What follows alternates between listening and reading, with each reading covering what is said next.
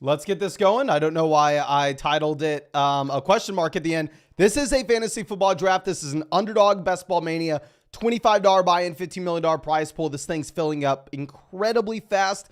It's already at 132,000 entrants, ladies and gentlemen. Let's go ahead. Let's get in here and let's win us 1.5 million. But thank you for everybody coming out this early. I'm sorry for being a little bit late. And I just want to flex on y'all coming out saying that we are going to get pick 9. And no. The exact opposite of what we're getting. We're in here at 1. Now, I have been going receiver. I just think it's a lot easier to make wide receiver round 1 builds work than running back. And I like a lot of the wide receivers at the very top here. Now, if we are going receiver at pick 1, we are sacrificing an absurd amount of upside. If Christian McCaffrey does Christian McCaffrey things, we are just going to get absolutely buried. And honestly, I was looking at these season-long pick'ems on Underdog. Let me show y'all this real quick because I think this is actually very relevant for the Christian McCaffrey conversation at 1. But you can go ahead, you can pull these up. This is on Underdog, same place that the drafts are, of course. But if you are looking at the pick'ems right now, they currently have Christian McCaffrey 10.5 touchdowns for his pick'em. They have him at 5.5 receiving touchdowns. And you are getting an extra bonus if you go fewer than 10.5 rushing TDs. They have him about like 1,600 total yards for his pick'em. 16 total touchdowns. So it's a spot in that I typically am way more comfortable going wide receiver round 1. But I don't know. I think that if we continue to take Lamb over CMC, if Christian McCaffrey does what he did 2 years ago, when hell, he won us 100,000 in the big dog 2 years ago, we are going to get crushed by the rest of the field. So let's go CMC, pick 1, and let's figure it out, and we'll figure out what happens.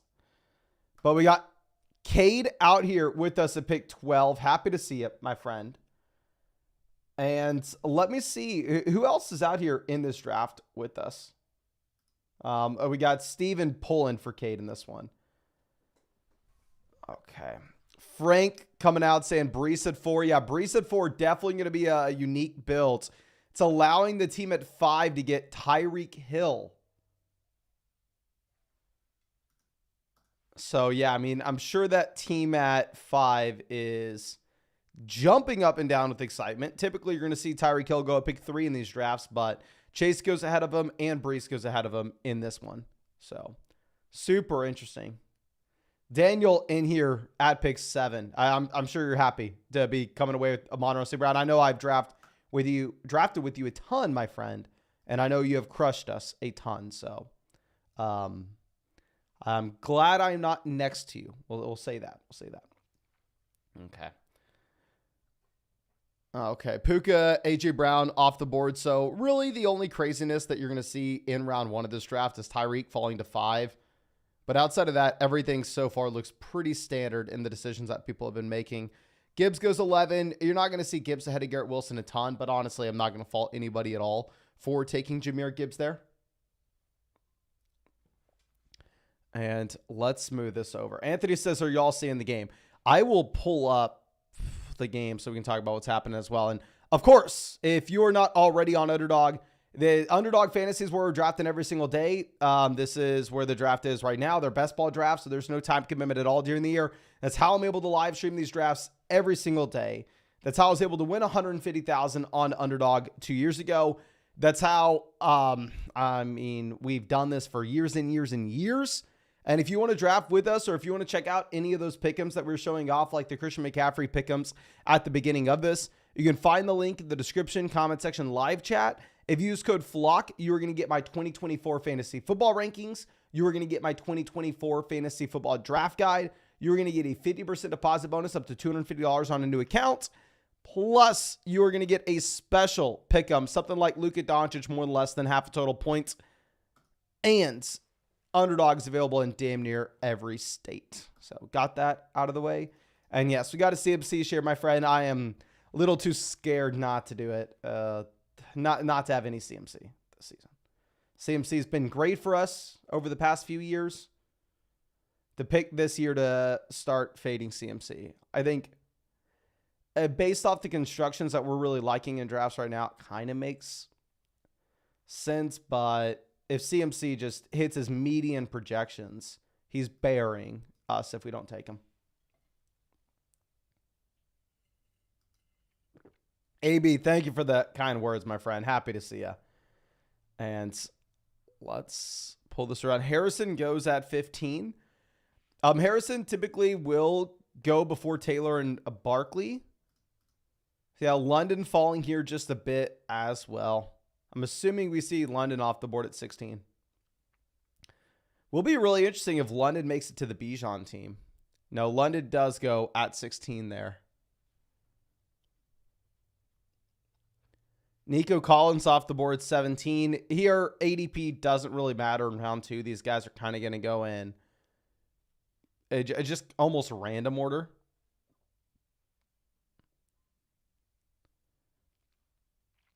And yeah, the Celtics out there running away with this game at the moment. Ended the first quarter up 17. Now, Waddle, Olave both off the board. Let's move this over. The thing is, when we go CMC in round 1, especially knowing that there will be some non-wide receivers I want at the 4-5 turn, almost no matter what happens here, we are going to have to go wide receiver at the 2-3 turn. Dalton Kincaid at 21. That's the team that took Breece Hall in the first, so looks like that should push down some of these values to us.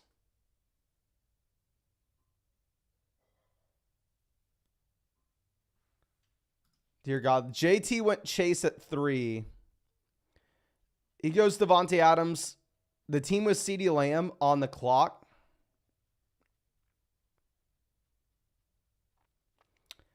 Debo goes. We're going to go ahead, take Mike Evans.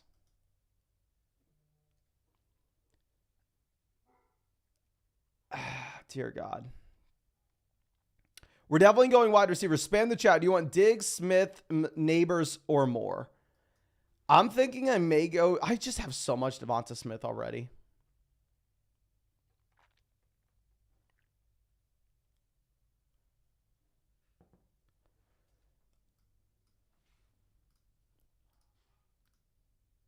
Most people are saying Nabers. We got Nabers, Smith, Diggs, Nabers, Diggs. The reason I think we're not going to go Diggs with this build in particular, where y'all know Diggs is probably going to end up being one of my most drafted guys here. I think we want to be passing on Diggs at the 2-3 turn on a Christian McCaffrey build in particular, because when we go running back in round 1, I'm going to be less likely to go with an elite level quarterback at the 4-5 turn. So you'll probably see that I have Stephon Diggs ranked higher than Malik Nabers in a vacuum. I think our exposures at the end of the year, we are going to have significantly more Diggs than Nabers. But a lot of times when we go Diggs, the reason in which we are doing so is we want to set ourselves up with the ability to go Stephon Diggs in round 5. I'm sorry, CJ Stroud in round 5. And we probably don't care to here.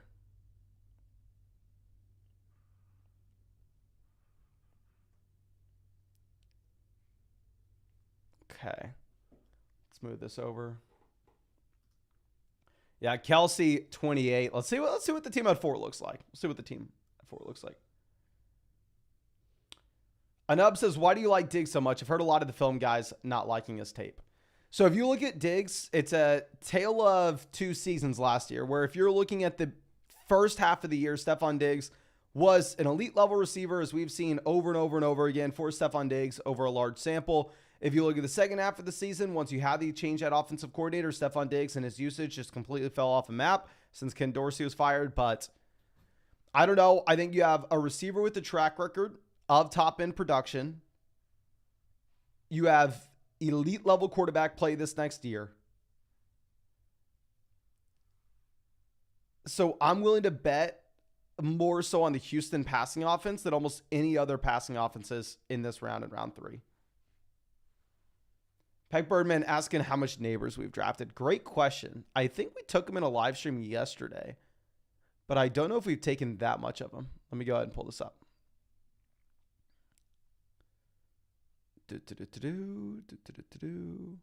So looking at our 2024 season, this isn't going to include drafts like the marathon or the sprint. We have 4% Malik Nabers. So we've taken Nabers in 2 Best Ball Mania drafts. This is the 3rd one in which we've taken him in. So yeah, we are underweight Malik Nabers, but I think specifically for this build, this is where it'd make a little more sense. Okay. Frank says Team 10 looking solid so far. Yeah, Team 10 goes A.J. Brown, Harrison, Derrick Henry. Honestly, probably not my favorite. If I'm looking at a team that I really like here, Team 7 setting themselves up with the Detroit Lions double stack with St. Brown and Laporta. I really like Team 8. Team 8 to get Nico at 17 and then have Stephon Diggs making it to at 32. What will be interesting to see from Team 8 is, one, do they take Tank Dell? I probably don't like having all 3 Houston receivers on the same squad.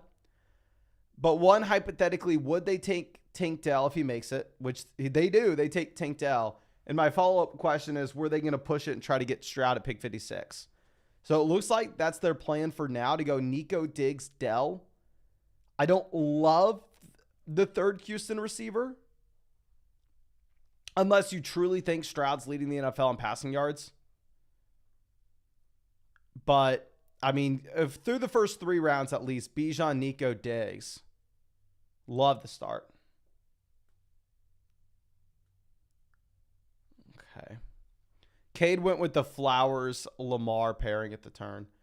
Okay, so let's move this over. This is why I don't love the CMC starts. So, personally, I like going wide receiver at the 2-3 turn, unless you want to mix in Achane or Kyron. But the issue is, once we get to the 4-5 turn, this is where I prefer the running backs, I prefer the tight ends, I prefer the quarterbacks over the wide receivers. The 6-7 turn is not the same ordeal. I mean, we can go wide receiver in round 6 and 7.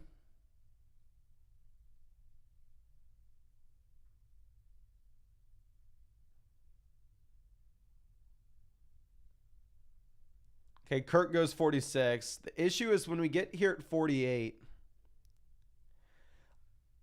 we have to take Amari, right? I mean, wide receiver here is going to be the no-brainer pick for a CMC build. But the issue is, once we take Amari, then we're in a position where it's either we go Jacobs, Pacheco at running back, Mahomes at quarterback, Andrews at tight ends, or we freaking take Terry McLaurin. Keenan Allen. I can't take Terry McLaurin, Keenan Allen here. I'm just mentally not tough enough. I'm not strong enough to do so. I'm going to go ahead. I will take Josh Jacobs at 49, which it puts us in an awkward spot because, I mean, we've said this time and time again, but what we are trying to do in all these drafts right now, we're trying to come away with 5 receivers through the first 8 rounds. I would love an elite quarterback. I'd love an elite tight end if we can get them. It's just not possible to do so at this point. Just Sherman says, when to tell 2 people you're thinking trades with both. So essentially, when are you going to try to set up a 3-team trade? I'm going to be fully transparent with you, my friend. I have never successfully set up a 3-team trade. Actually, I don't want to say never. In a keeper league specifically, I was a trading fool back in 2015, 16, 17. And that was a super active league. And I think in a keeper league, when we were just tracking everything on paper, maybe I'd set up a 3-team league. I mean, a 3-team trade. In a redraft format, or a full-blown dynasty, I've never done a 3-team trade. Yeah, Lee says the team 4 here, instead of stacking Kelsey and Mahomes,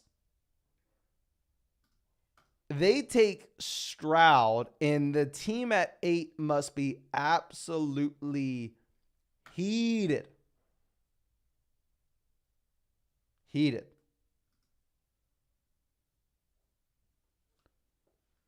Yeah, they go Pitts at 56.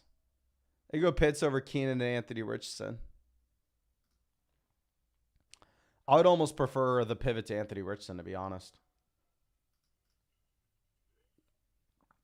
Team 4 not ruining the draft for us. I mean, really, the Team 4 just ruining the draft so far for Shreddy at Team 8. Or Shredo.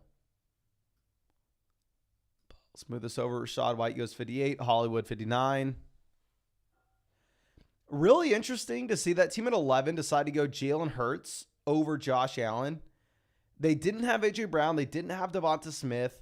Yes, they have Saquon Barkley. But typically what you're seeing is the team with Brown go Hurts. And if you don't have Brown, you want to go elite quarterback, you go Allen. At least typically, that's what you're seeing in these drafts. Barry says, Team 1 is old and boring. Okay, my friend. Are you the disrespect out here? CMC drafted in 2017. What? That's only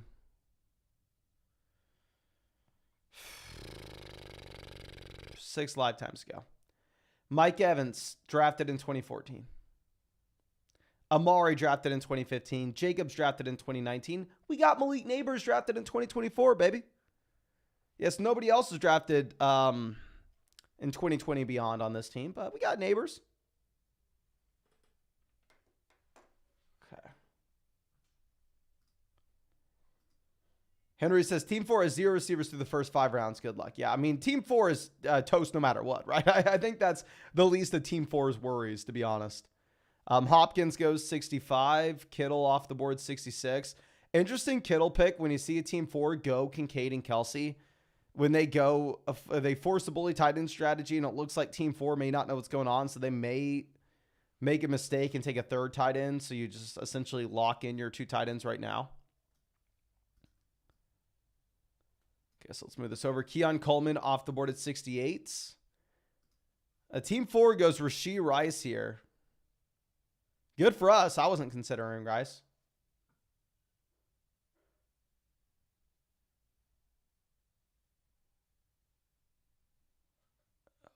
Okay. Kenneth Walker off the board. Decent for us. I wasn't really needing Walker. Let's see what this team does here. This team's super well-balanced start. I really like the team that's drafting next to us at 2. They go Addison. Sucks for me. I really wanted Addison. We need to at least take a receiver. We can do a couple different things. I think we're probably going to, I don't want to say surprise people in a big way here, but we're probably going to go off board, take Brian Thomas and Evan Ingram. This does a couple different things for us. One, it gives us the correlation for the Jacksonville Jaguars offense where we can be looking at Lawrence a little bit later on. This isn't a super unique thing. You see people do this quite often. But 2, it insulates us a bit from the craziness of what's happening with Team 4. Just when you identify one of those teams that clearly they don't know what's going on, they took Kincaid round 2, they took Kelsey round 3. We don't, obviously, in a regular draft, you would never expect them to go with the 3rd tight ends. But in a draft like this, you could see them go with the 3rd. You could see them go with the 4th. And if that happens, it may just make it so damn difficult to find a tight end in this draft room that I think reaching just a bit on Evan Ingram when he fits the construction, when we pair him up with Brian Thomas, when we set up the Lawrence stack later on, I think it insulates us from the danger of Team 4 just kind of throwing us out at tight ends. But 2Gender says, love Watson Reed build. I think a lot of people are going for the love Watson Reed double stack. It's very difficult to get a grasp on the Packers wide receivers right now. The reason being is you have Gene Reed, you have Christian Watson, you have Romeo Doubs, you have Dontavian Wicks. You have 4 viable wide receivers in that room. Then you throw in the fact that they bring in Josh Jacobs. They bring in Marshawn Lloyd. Then you throw in the fact that they have 2 viable tight ends. So what we may end up seeing with the Packers this year is what we have seen from Mahomes over the past few seasons, specifically what we saw from Mahomes 2 years ago, where you have 9, 10 skill positional guys touching the ball every single week. Where even if he's out there at the top of the NFL in passing yards, passing attempts, if it's spread out and dispersed so much, you may not...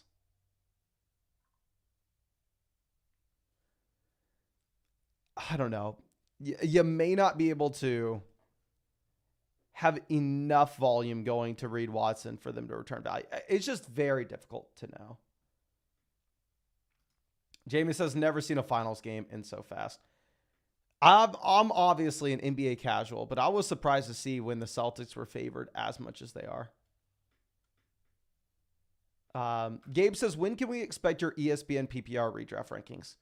Can y'all spam the chat? When would you have, because all my rankings will be on flockfantasy.com.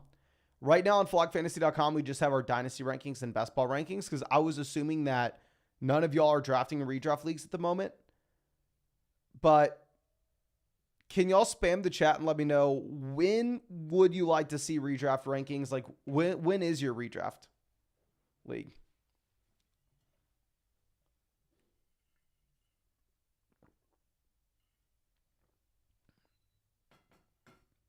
Okay. So Najee, Moss, Warren. Mr. Shadow says never.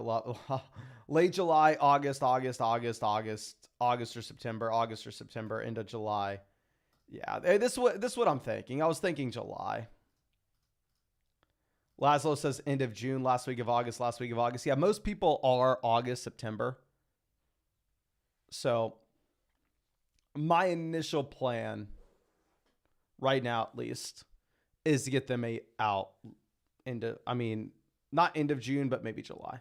We have a lot that we're working on flockfantasy.com right now. Okay, let's move this over. Zamir White falling a ton. Was there any Zamir White news? If y'all remember, Zamir White used to be a clear tier ahead in these drafts of all these running backs who went before him in this one.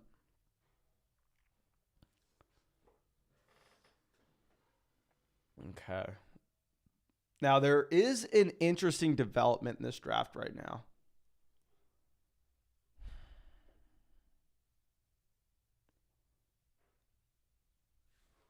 Okay, Boyd's on the clock. What are they doing?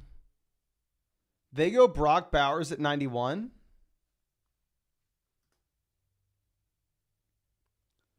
Stephen Porter Jr.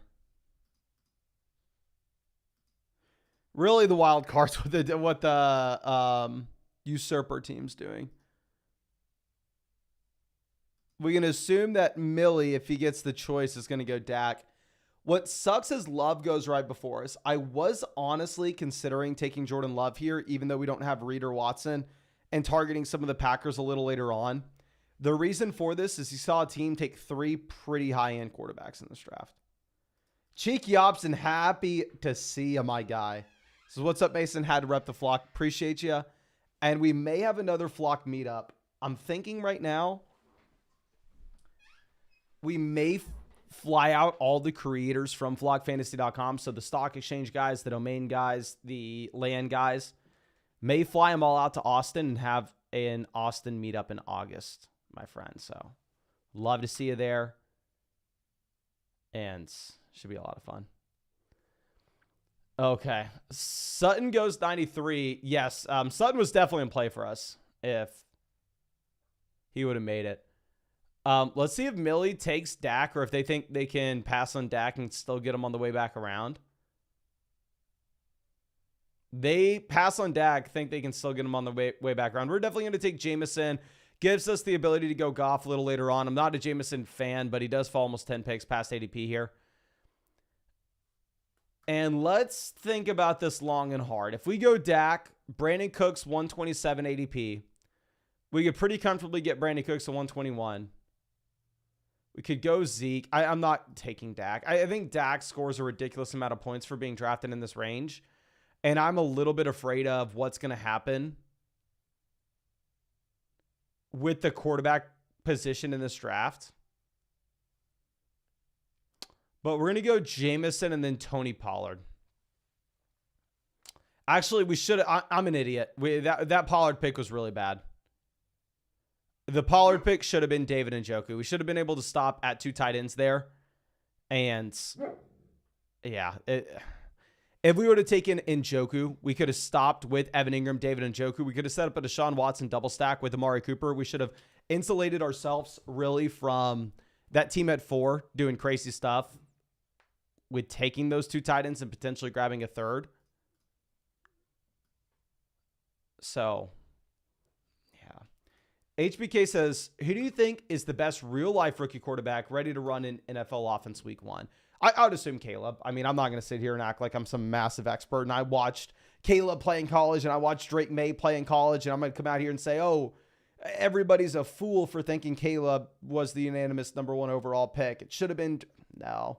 I think it's probably Caleb. I think Caleb's stepping into the best situation out of all the quarterbacks as well. So I think you should expect him to most likely have a ton of success right away. So, yeah. I would say Caleb is probably my pick for both best fantasy option year 1, best dynasty option in long term, and best real life quarterback as well. But yeah, I am just sitting here crying about the Pollard over Njoku pick. It should have been David Njoku. Okay.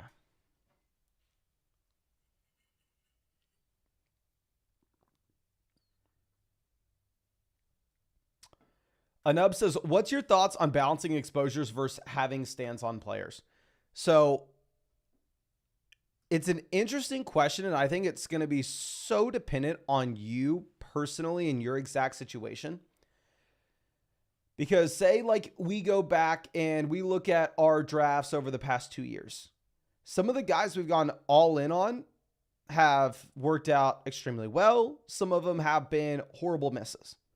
So you go back 2 years ago, my most drafted player was Josh Jacobs, who 2 years ago was the definition of the league winning guy that season. But I capped ourselves at 20% for any player and their singular exposure, and it really hurt. My most drafted quarterback 2 years ago was Mahomes, who was the best quarterback to draft at cost.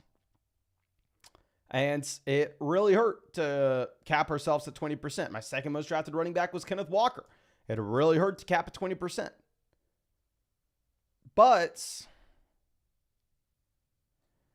last year, early in the offseason, I thought if you looked at all the historical data, Trey Lance was going to be a starting quarterback somewhere in the NFL, and he had rushing upside. So I went in early on Trey Lance last year. And if we did not cap ourselves at 20%, we'd have been in a world of pain. So 2 years ago, capping ourselves at 20% possibly cost us from winning even more than we would have. But last year, capping ourselves at 20% kind of saved us from a bad call. So I think it's very dependent on the amount of teams that you're drafting, your risk with, your comfortability with risk, and your conviction on a singular player as well. Spears goes. Let's move this around.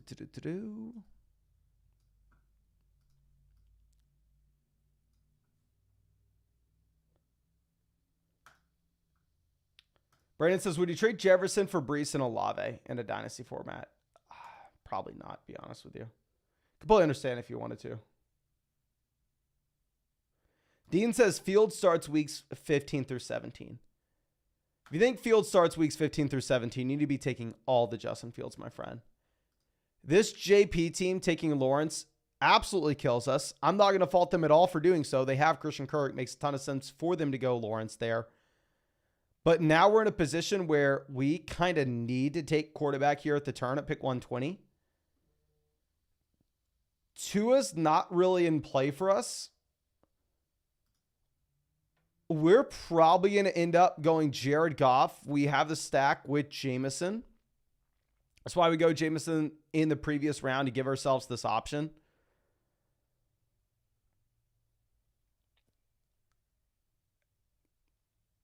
And then after we go Goff, I don't know what the best decision here is. Tua, I just, because he's not going to run the ball at all, and because all his targets are going to be funneled through Tyreek and Waddle, I can't take an unstacked Tua unless he falls a ridiculous amount past ADP. So we can't take Tua here. I don't think we can take Herbert here. We'd be reaching 12 picks for an unstacked quarterback that's not going to have a ton of rushing upside.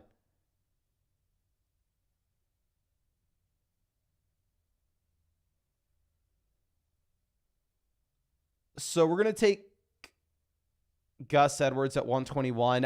I'm not taking a ton of Edwards, but we're pretty anti-Dobbins at the moment. Vidal has upside, but it's not like he's a guarantee to be anything. So we should have taken a lot of Edwards last year, and what's probably going to happen is this year he's probably not going to do anything, but good offense that wants to run the ball. He looks to be the RB1 there, and it's not the worst price in the world. Two Ginger says, what are your thoughts on fantasy football YouTube experts, and who is the best besides you, and who's the worst? I would say the worst fantasy football YouTuber by far and away. And like it is, and please do not send this to them. Please do not tell them I said this. If you look up the Dynasty Football Flock on YouTube, that guy is a certified, and when I say certified, I mean a certified clown. Please, I know he's a little softy. I know that he gets his feelings hurt easily. So don't go sharing this with him. Don't go say, hey, Dynasty Football Flock Fantasy says you're a clown, because he probably will cry. He's known to do so. But that would probably be the worst. Okay.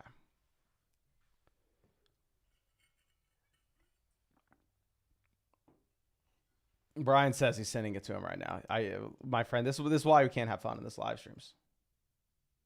So this is why we can't do anything.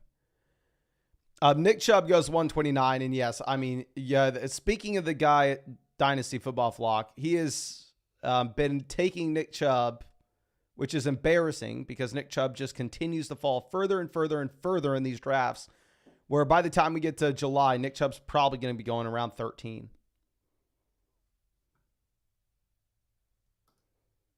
Kadarius Toney loves Brian's profile pick. Brian's profile pick is clowned out Eckler.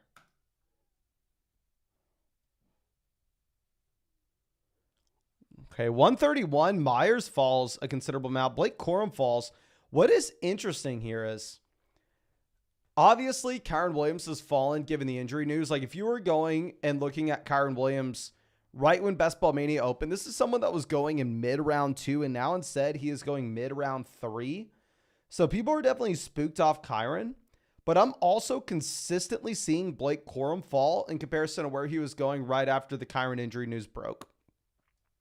So in my mind, you can't really have it both ways in that Corum and Kyren deserve to be falling. But I don't know. That's just my personal take. And yeah, this team here should auto Josh Downs. This Overcat team. Okay. Frank says, get to 300 likes. I'm trying to hop in the second draft. Well, Lajan says, just saying you might be cooked in this draft. Let's go through and let's check out the mistakes I made in this draft. Pick 1, CMC. CMC has access to a ceiling that nobody else in fantasy has. Obviously, you don't have to talk about why you would take him. I will say it does make a roster construction a little bit tougher to do so. Rounds 2 and 3, we need to go wide receiver no matter what. Don't regret that. If you want to make an argument for a different receiver, you do you. The reason we go Nabers here instead of like Stephon Diggs is because I'm not going to take CJ Stroud at the 4-5 turn when we start off CMC. Amari at pick 48, we need to take. Jacobs at 49. Maybe we could have gone with an elite tight end instead with Andrews. The Brian Thomas, Evan Ingram pairing at the turn, I think makes a lot of sense. Obviously, we're kind of banking that we're going to get Lawrence making it back down to us. Lawrence does go at 118, but hell, there's not much we can do about it. I'm taking Jameson at 96. I think we needed to set ourselves up with a possible stack if we whiffed out on Lawrence, which does end up happening. So taking Jameson opens us up to taking Jared Goff. So I agree. I don't think this is like some great team by any means, but looking back on it, I don't know if you can make like a really strong argument. Oh, Mason, you're a clown. You shouldn't have done this. You should have done this instead. Like I feel decent about what we've done. I think here, my only hesitation is just continuing to stack rookie wide receiver on rookie wide receiver. We're going to take Leggett and Sticky Ricky. Taking Leggett opens us up to Bryce Young at the very end of this draft. Taking Sticky Ricky does correlate here with CMC just a bit, because what you could see with Christian McCaffrey, which is another reason why we may have to just be a little bit concerned if you are going to go out there and fade him, is if Deebo Samuel ends up getting dealt where a lot of those opportunities closer to the line of scrimmage become available, you could see CMC get that additional bump. And if that does happen, you're also going to get Sticky Ricky with an additional bump. So I actually think these two pieces correlate very well. And they put us in a spot that, from a construction perspective, may be a little bit difficult. Because now at tight end, we have Evan Ingram. At quarterback, we have Goff. We're through 13 rounds. We haven't taken another at either position. So the concern that we are going to have with this team is, it looks like it's a build in which we may end up getting stuck taking 3 quarterbacks and 3 tight ends. And I don't feel super strong about running back and receiver in this draft. So, I don't know. Frank telling us no more Carolina. Let me look up. What's the win total projection for Carolina?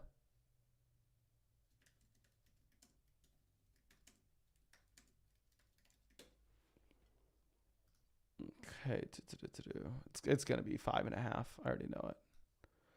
Okay, win totals this year: Chiefs 11.5, Niners 11.5, Ravens 11.5. Somewhere between 11.5, 10.5, and 11.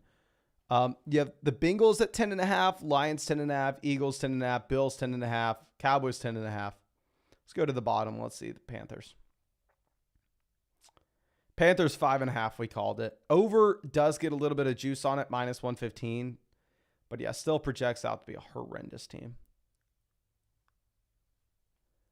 What's interesting is I know there's some Titans hype right now. Titans are minus 140 to minus 150 for under 6.5. So it looks like Vegas is not buying the Titans this year.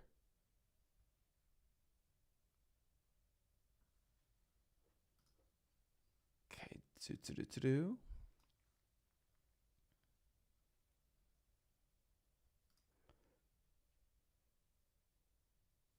That's funny. Tresner hits you with the newspaper now.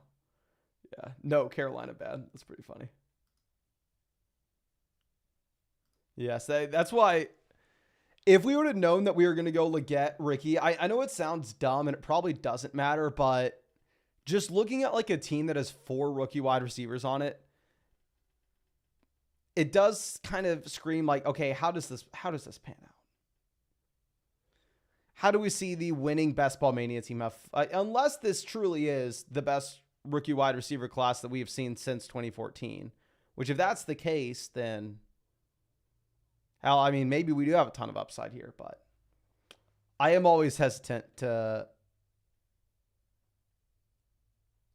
go out there and take the 3rd and 4th rookie wide receivers on the team before round 13. Mark says, hot take, Titans beat the Bengals this year. Interesting, my friend. Interesting. John says, I have the Titans going 5-12, so I guess I'm a hater. Looks like the coaching staff change was a little interesting for the Titans. Felt like the Titans coaching staff went out there and consistently did the most with the least. And they're like, no, we're good. Yeah, we'll find it. We'll find someone else better. GoPro Dude says stacked Los Angeles Chargers running backs with Herbert, Johnson, Chark. Interesting. I mean, the only thing is, how many Chargers running backs did he take? Like, I don't know if I went 5 Chargers or 6 Chargers on this team, you know. And Edwards isn't going to correlate with Herbert at all because Edwards isn't going to catch more than 5 balls out of the backfield this year. Deshaun Watson goes 163. Is that this? That's the team that took Judy. Sucks for us. Obviously, Deshaun Watson was going to be in play for the Amari pairing. If we were to go Antonio Gibson, it'll be the last running back that we take in this draft. This is a team where we can only take 5 RBs. Bucky Irving goes. Baker's a no-brainer pick. We're going to take Baker, pair him up with Evans. Spam the chat. Would you rather have Antonio Gibson or Ben Sinnott? I'm more so leaning in on Antonio Gibson because the thing is, if we take Ben Sinnott, I'm not taking another rookie. I'm not doing it. We have 4 rookie wide receivers before the first 13 rounds. I'm not even going to give you all the option. We're going to go with Baker and Antonio Gibson. And that will be our last running back on this team. And I think we may only be sticking with these 7 receivers as well. Because we may need 3 quarterbacks and 3 tight ends. Like, let's go ahead and let's look at this. Because running back, like I said, we're for sure done. We have CMC, Jacobs, Pollard, Edwards, and now Antonio Gibson.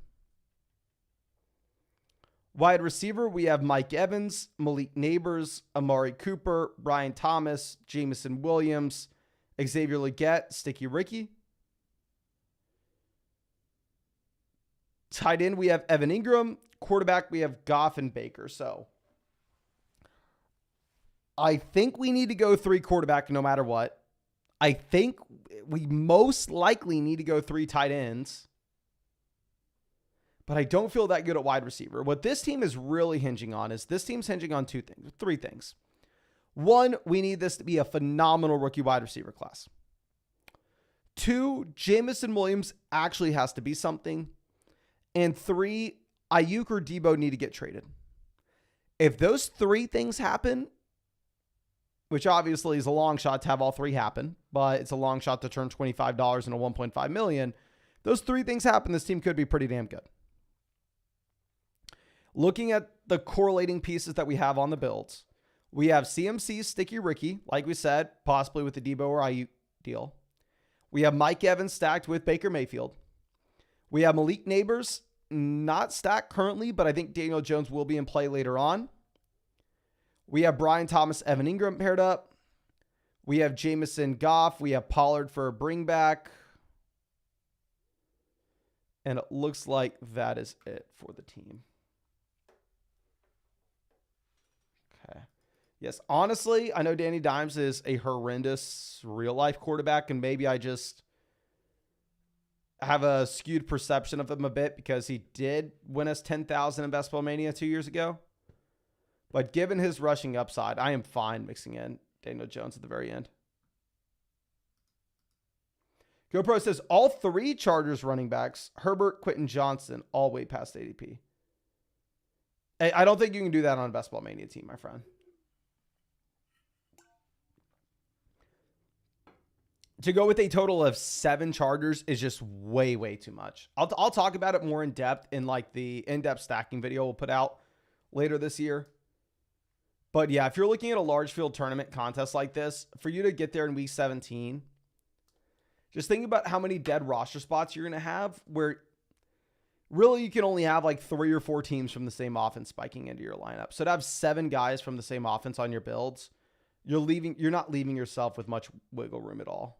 So to be honest with you, I don't like it, my friend.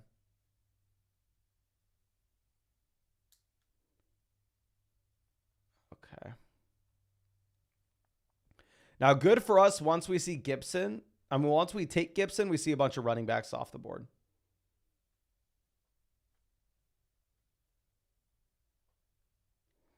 Adam says, imagine going all 3 Chargers running backs and somehow Isaiah Spiller is the guy you want. To be completely honest with you, and I know this is just me admitting that I'm a clown for no reason, I view Isaiah Spiller the same way right now as I viewed Kyren Williams this time last year. Legitimately, if I think about it, there are so many connections to the two guys. One, they were in the same draft class. 2, they are both undersized and very unathletic at the NFL Combine. 3, neither of them did anything as rookies. And 4, they are both in good offenses with absolutely nobody in front of them. So it's funny to say, but... And this is why I didn't draft Kyren Williams last year. And trust me, I wish I did. Kyren Williams was the best pick last year, and I didn't have any of them. But I do very much view Spiller this year is how I viewed Kyren last year. And I'm not drafting Isaiah Spiller either. I don't want to come out here and say Isaiah Spiller is the next Kyren Williams. I'm just saying, like, if you would have told me to draft Kyren Williams in June last year, it's like the same thing as you saying to draft Isaiah Spiller here. I would have laughed it off, which I know there's no reason for me to bring it up other than y'all to point at me and laugh, but it's the truth. We're going to take Michael Wilson, and I think we're possibly going to be reaching on... Actually, no. We're going to get a quarterback. I am so dumb. We couldn't take... We didn't need another receiver in this draft. Now we have to take a tight end no matter what. We're going to take Chig, and I'm going to send up a prayer that Evan Ingram is good enough to get it done. Evan Ingram, we are relying on you, my friend. We need you. Because we have and no help incoming at the tight end position. It's going to be you and you alone holding down this fort. If you have the same target volume as you did a year ago, let's run it back, but it's hard to project that out now that you're adding in Brian Thomas, now that you're adding in Gabe Davis. But it is what it is. We're going to take Chig. We have a bunch of different options. We can go at quarterback at the very ends. We can go with Bryce Young to pair him up with Leggett. We could go with Daniel Jones to pair with Malik Nabers. So we should get one of those guys on the way back around. Okay. Augusta saying Achane should be a round 10 pick. My friend, that is aggressive to say the least. I'll say Achane has serious red flags, but I haven't taken a ton of Achane, but to be honest with you, I am fine with where he's priced. He has red flags, but going mid-round 3, I mean, hell, he was a league winner last year. He's going into year 2. He doesn't have a ton of competition. And let me refrain from saying he doesn't have a ton of competition. Obviously, you have Jalen Wright. Obviously, you have Raheem Mostert. But I think Achane's the clear guy in the backfield. So I don't think he's, like, competing for a starting job. Okay. Jamie asking if we saw that the USA beat Pakistan in cricket. My friend, I am on the USA cricket team. Of course I saw that. I was literally the last one to hit the ball. All jokes aside, I did have a friend in college that would go play cricket every Saturday morning. And it is one of my biggest regrets. I would always say I was going to go play with him. It's one of my biggest regrets that I never played. I'd imagine I would have loved it. Seems like I saw them play a couple times. Seems like a ton of fun.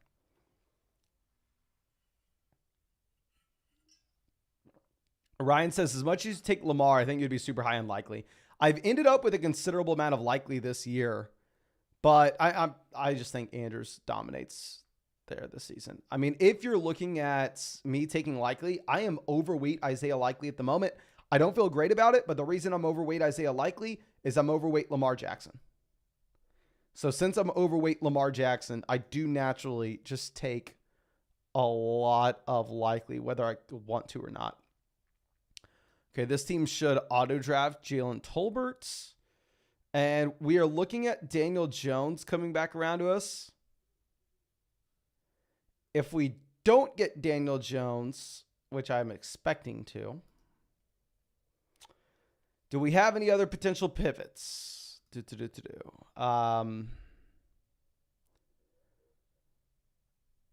No, we do not. So our pivot, if we don't get Daniel Jones, will be instead of a 3 quarterback build, we pivot to a 3 tight end build. And if we don't get Daniel Jones, we send up a prayer that Baker Mayfield and Jared Goff somehow manage to hold the fort down.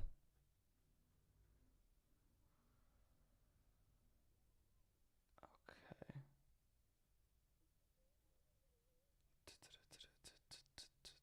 And everybody's spamming to hit the like button. Tico says, remember last year when he was getting to 1,000? Were we getting 1,000 likes on the live stream last year? If so, damn impressive. And Daniel Jones does go here to this team. Honestly, I think that's a really bad pick by them to go 3-5-7-3 with that kind of build where you take Mahomes. But it is what it is. Now we'll be in a spot where I think we go do a couple different things.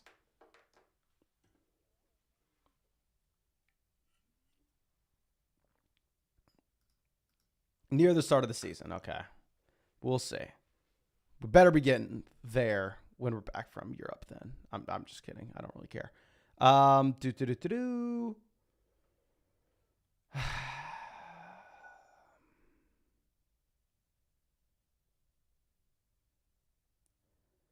have no idea what to do.